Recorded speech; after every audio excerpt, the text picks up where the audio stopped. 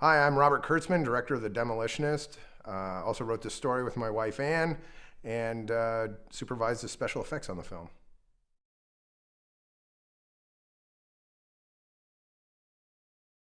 I discovered my passion for movies at an early age. I grew up watching late night horror host shows, Big Chuck and Little John, Ghoulardi, The Ghoul, trying to stay up late at night and watching horror films, and kind of got interested in how they did special effects and how they created these fantastic creatures and stuff. And I broke into the business doing special effects makeup. And I always wanted to be a director, but I used my artistic skills to get into the industry and then learn how a movie set worked from the ground up. So.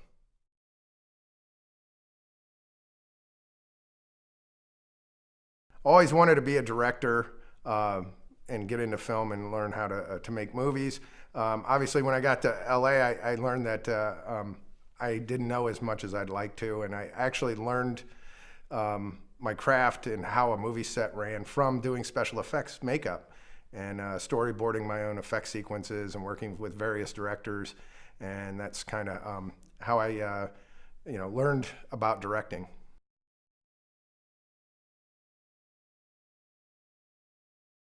The most interesting aspect about working as a director is really the collaboration between all the departments and all the creative people on the film. I'm an artist, so working with other artists is really fulfilling. It's great to be able to go back and forth with people and come up with ideas, and absorb the ideas from the crew and the DP and the visual effects artists and such. So. It's just a great collaborative medium.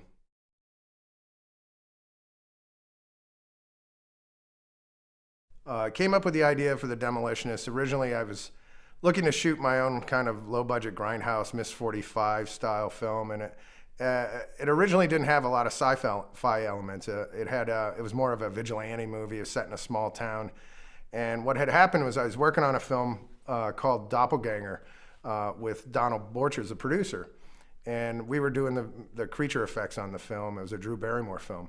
So what happened was I ended up doing a lot of second unit stuff on it. We had one day where we had 80 shots to do in a day, and it had miniatures and various other puppets and things in it. So we managed to knock out 80 shots in a day. It was a very short, low budget film. The schedule was short. And afterwards, Don came to me and said, hey, if you ever want to direct a movie, let me know. If you ever come up with an idea, throw it by me, and maybe we can do something together. So not too long after that, he called me up and said, hey, do you have anything that you'd like to do? And I said, I just so happen to have just done a screenplay for this thing called The Demolitionist. And I sent him a piece of artwork from that John Bisson had done, who's my storyboard and concept guy. And he took the piece of art and said, I think I can do something with this. I like your story, I like your idea, but if we're gonna do something with this, we'd like to do a little bit bigger budget. I was trying to raise a few $100,000, and Don wanted to do it for like $1 million.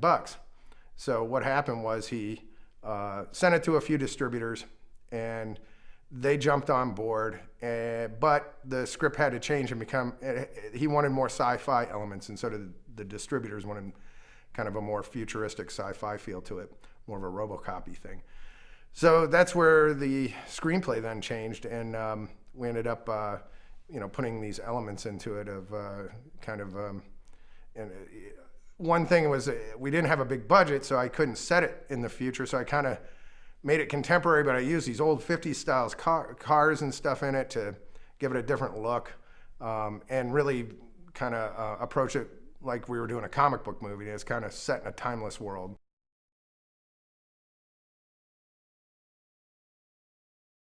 The film definitely has a comic book feel to it, not only with my choice of angles, but also our lighting and the way we approach some of the action sequences.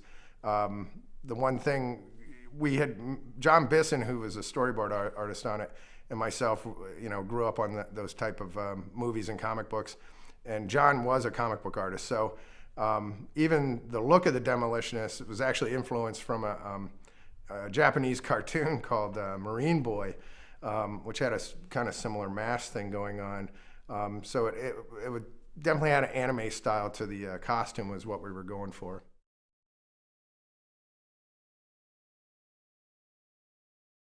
Well, I grew up on 70s films, so it's got a little mix. There's a little bit of RoboCop in there, but I'm a big fan of like Miss 45, Death Wish, vigilante movies.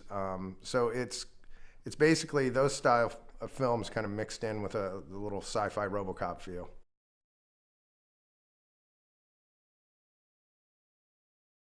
We first started shooting Demolitionist in 1996.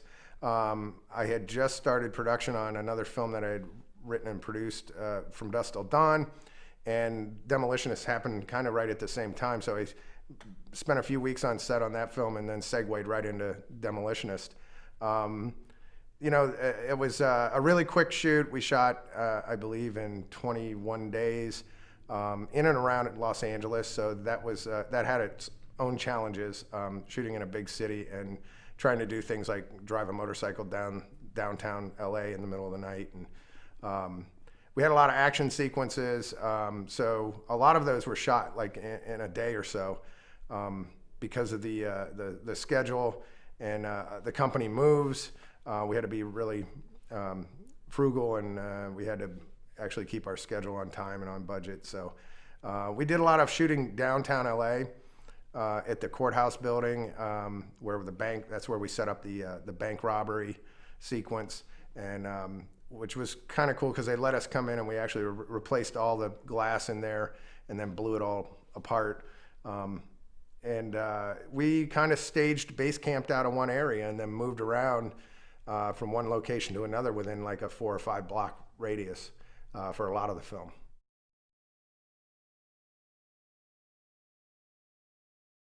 The most difficult aspect about shooting a low-budget action film is always budget and schedule. What we ended up doing was, like I said, staging around a certain area of town where we could move quickly from one location to another. We also had existing stages that we worked on, like the courthouse set, the loft set. These are pre-existing lofts, and what we did was just come in and dress them. We put a lot of our effort into like the resurrection chair and the motorcycle and her costume and her guns. One of the cool things is we created the Demolitionist guns at KNB, and we had our model builders build the gun, but inside the gun there was a gas chamber and a battery pack and a solenoid. And what we did was we'd fill it up with these things called calcium carbide pellets. And we had a one-way chamber, and we'd inject water in after putting the pellets in. It would create acetylene gas, which is kind of like what the miner helmets use in the mines. And then we would have these charged, and we were able to shoot them for about, shoot for about 10 minutes, and they would shoot like machine gun fire. And it was kind of based on the Logan's Run guns, which had the same kind of flame coming out, only ours shot like a machine gun. And we had 2 sets of guns. One would stay on the charger and get filled, and then we'd bring it in, give it to the actress, and fire them off again. We did this because we didn't have digital effects at that time, like digital gunfire. At least it wasn't affordable at that time. So what we had, I needed to do was be able to shoot actors point blank and have them not get hurt. And we didn't really have a lot of money for gun wranglers every day on set, so we created kind of these prop firing guns, which were really cool.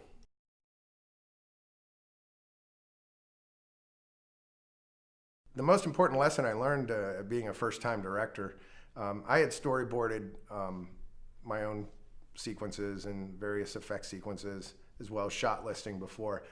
What I hadn't realized is that most directors do these things called overheads, and the DPs usually use them, but they're very helpful even in planning out your storyboards. Overheads are when you take the set or the layout of your set and you set up all your camera moves and you number them and you show where the camera's moving, and this helps the DP do the lighting. He knows how many shots are from one side of the room and how many are from the other, so they know when they can move their lights and light for the other side of the room. It just became, and now I do it all the time. But initially I was like, what are overheads, you know? And then I found out it was a standard thing. Everybody, you know, does overheads when they lay out their floor plan or all their camera moves. So now I do it all the time. But at that time, I didn't know anything about it. My DP showed me how to do it, and I was like, oh, this is great. Now I can figure out my storyboards. I can number them based off my camera shots. It was just really cool.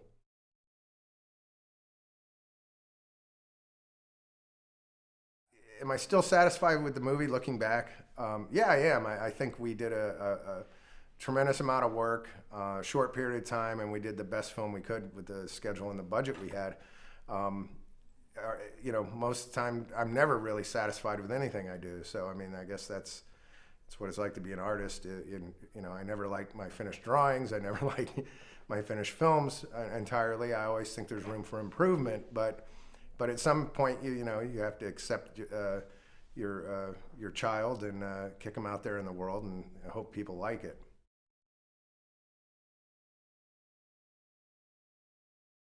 As far as the role of the Demolitionist, Nicole Eggert was brought on through my producer, Don Borchers. And we didn't have a lot of distinct ideas yet for who we wanted to cast initially. We went through a casting process and worked with a casting director and then tried to find the best talent we could to get into the film. Nicole was a trooper. She was really cool to work with, sweetheart. We got along really well. She's very physical. She liked to do the action sequences. She was a lot of fun, and she really dove into the role and had a good time with it.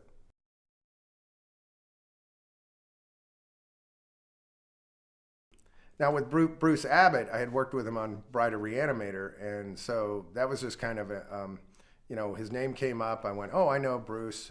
We just finished working on a picture together, and contacted him, and he came on board, and that was great too because we already had a little relationship from the, you know, working on Bride of Reanimator, so it kind of made it easy for us to work together on set.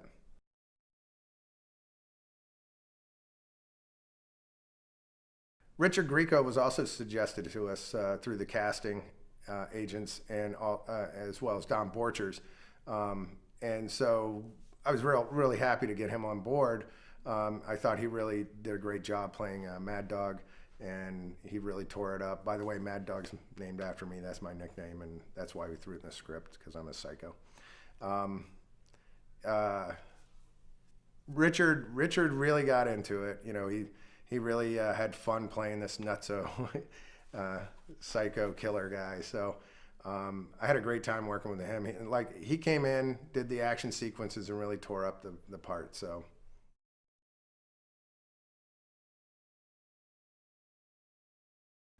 Working with the late Susan Tyrrell was a real pleasure.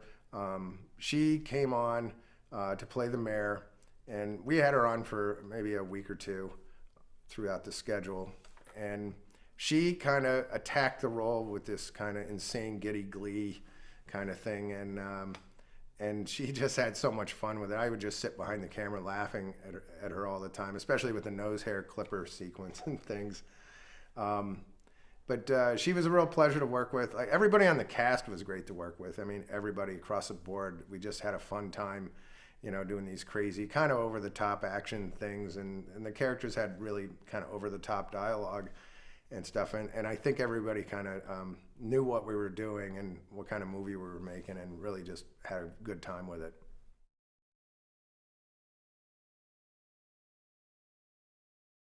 Was it difficult to get the rest of the cast involved, or the other well-known actors? Not really. I had worked with almost all of them before on other films, and basically when I was doing the film, you know, started production, I just called them and said, hey, will you come in for a few days? And I got this role. It might not be the biggest thing, you know, you'd like, but and they were all very supportive, and some of them then went on to do Wishmaster and other roles in other films with me. So it was kind of a no-brainer to try to put my friends together and work with them again.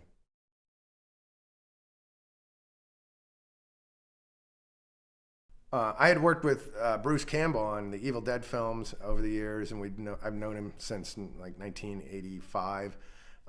So, I was doing my first film, and I called Bruce up and I said, "Hey, Bruce, I can't really afford, to have you in the film to pay you what you normally get, but would you come do a cameo role for me?" And Bruce said yes, and came down to the set, and it was really fun having him down there because he brought his lawn chair down and sat up his whole thing, and it was like he was camping out for the day. And I said, "Hey, you brought your whole camping setup. And he's like, "Yeah, this isn't my first picnic." And we had a fun time shooting that scene with him. I thought it was really funny. The Russian roulette sequence or the lottery sequence. So that was really fun.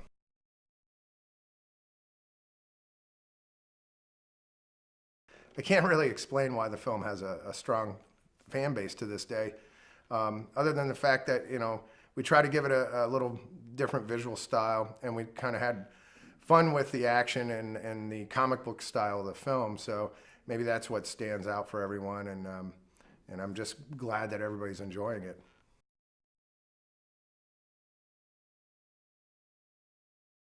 One of the fondest memories I had on the film was when a lot of friends and family came out to be in the film from my hometown where I grew up. So my brother and my sister-in-law, Kelly, and my friends Pete and Joe Dugan came out, and Frenchie, which is Chuck French, and we all dressed them up as bikers, and we actually killed most of them in the film. So what was really funny, though, is the mayor of my town, the future mayor of my small town, Crestline, comes out, and we have him sitting on a hood of a car watching strippers in a biker sequence dance on the hood of a car. So I always try to tell him when he ran for mayor that I was going to hold that over his head and put that out to crush his campaign. So him in a biker bar with naked strippers. So I thought that was kind of funny.